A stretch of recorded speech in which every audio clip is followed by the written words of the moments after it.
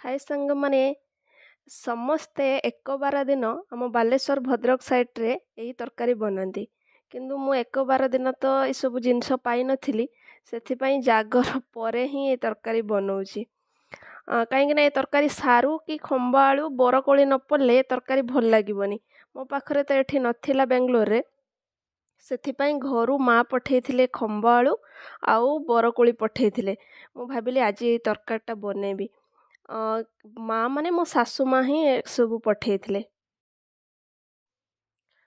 ମୁଁ ଏଠି ସଜନା ଛୁଇଁ, ଖମ୍ବ ଆଳୁ, ବାଇଗଣ, ଆଳୁ ସବୁକୁ ଭଲ ଭାବରେ ଧୋଇକି କାଟି ନେଇଛି। ତାପରେ ଗ୍ୟାସରେ କଢ଼େଇ ବସେଇ ସେଥିରେ କିଛି ଅଳ୍ପ ଦେଇ ଖମ୍ବ ଆଳୁ ଗୁଡ଼ାକୁ ମୁଁ ଫାଷ୍ଟ କିଛି ସମୟ ପାଇଁ ଭାଜି ନେବି, ନହେଲେ ତା'ର ଲାଳ ଅଂଶ ଲାଳୁଆ ଲାଳୁଆ ହେଇଯିବ ନା, ସେଥିପାଇଁ ମୁଁ ଏଇଠି ଖମ୍ବ ଆଳୁକୁ ଭାଜି ନେଇଛି। ତାପରେ ସେଥିରେ ବାଇଗଣ, ଆଳୁ ଆଉ ସ୍ୱାଦ ଅନୁସାରେ ଲୁଣ ଆଉ କିଛି ହଳଦୀ ଦେଇ ତାକୁ କିଛି ସମୟ ପାଇଁ ସିଝେଇ ନେବା। ଟମାଟୋ ଗୁଡ଼ାକ ଏଠି ଟାଣ ଟାଣ ଅଛି, ସେଥିପାଇଁ ମୁଁ ଟମାଟୋକୁ ଆଗୁଆ ପକାଇ ନେଇଛି, ନହେଲେ ସିଝିବନି। ତାପରେ ଘୋଡ଼େଇକି କିଛି ସମୟ ତାକୁ ସିଝିଗଲା ପରେ ମୁଁ ଏଠି ପଛରେ ସଜନା ଛୁଇଁ ପକାଇଛି।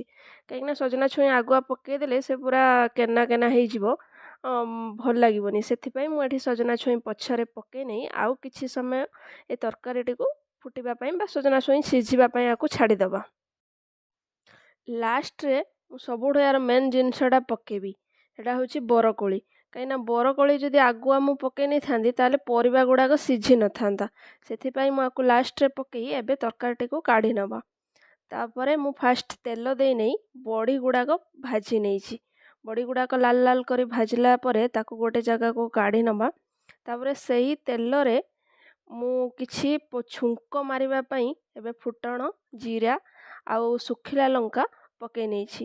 ଜିରା ଫୁଟଣ ସବୁ ଭଲସେ ହେଇଗଲା ପରେ ତାପରେ ମୁଁ ଟମାଟୋ ପକାଇ ନେଇ ତାକୁ ଭଲସେ ଟିକେ ମାନେ କଷାକଷି କରିନେବା। ଟମାଟୋକୁ ଭଲ ଭାବରେ କୁଟାକୁଟି କରି ପୁରା ମିକ୍ସ କରିନେଲା ପରେ ଏବେ ତରକାରୀକୁ ଛୁଙ୍କ ମାରିବା ପାଇଁ ଛାଡ଼ିବା। ଦେଖନ୍ତୁ ଏଇ ତରକାରୀ ଗୁଡ଼ାକ ଛୁଙ୍କ ମାରିବା ପାଇଁ ଛାଡ଼ି ନେଇଛି। ଏବେ ତରକାରୀ କିଛି ସମୟ ତାକୁ ଫୁଟିବା ପାଇଁ ଛାଡ଼ିଦେବା।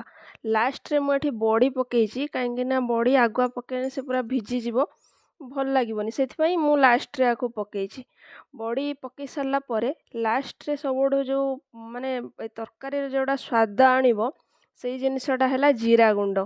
ମୁଁ କିଛି ଜିରା ଗୁଣ୍ଡ କରି ନେଇଥିଲି, ସେ ଜିରା ଗୁଣ୍ଡ ପକାଇ ନେଇଛି ଆଉ ଧନିଆ ପତ୍ର ପକାଇ ଆକୁ କିଛି ସମୟ ପାଇଁ ଆଉ କିଛି ଅଳ୍ପ ସମୟ ଫୁଟିବା ପାଇଁ ଆକୁ ଛାଡ଼ିଦେବା।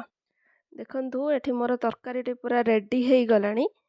ଆପଣମାନଙ୍କର ପଟେ ଏକ ବାରରେ ଏମିତି ତରକାରୀ ସବୁ ବନାନ୍ତି କି ନାହିଁ ମୋତେ କମେଣ୍ଟ ମାଧ୍ୟମରେ ନିହାତି ଜଣାଇବେ। ୟାର ନାଁଟା ହେଉଛି ସଜନା ଛୁଇଁ ବରକୋଳି ତରକାରୀ। ଆପଣମାନେ ଆଉ କ'ଣ କ'ଣ ସବୁ ଯଦି ନାଁ ଜାଣିଛନ୍ତି ତାହା ବି କମେଣ୍ଟରେ ଜଣାଇବେ। ଭିଡ଼ିଓଟି ଭଲ ଲାଗିଥିଲେ ଲାଇକ୍ କରନ୍ତୁ, ସେୟାର କରନ୍ତୁ, ସବସ୍କ୍ରାଇବ୍ କରିଦିଅନ୍ତୁ। ରହିଲି ସାଙ୍ଗମାନେ, ଜୟ ଜଗନ୍ନାଥ।